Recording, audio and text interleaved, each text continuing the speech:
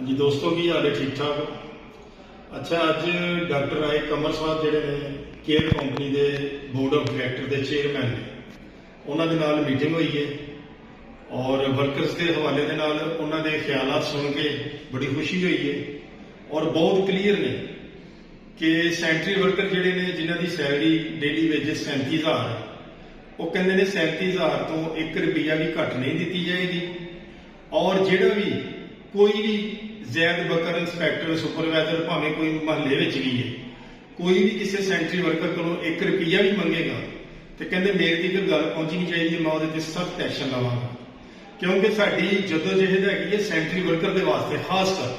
staff लिए भी है लेकिन सैनिटरी वर्कर में जिहड़ियां ज्यादतियां हो रही ने और डॉक्टर राय कंवर साहब जिहड़े ने उन्होंने आख्या कि मैं इन्हों पूरी जी 37,000 रुपया तनख्वाह जी देवांगा और कोई भी डिमांड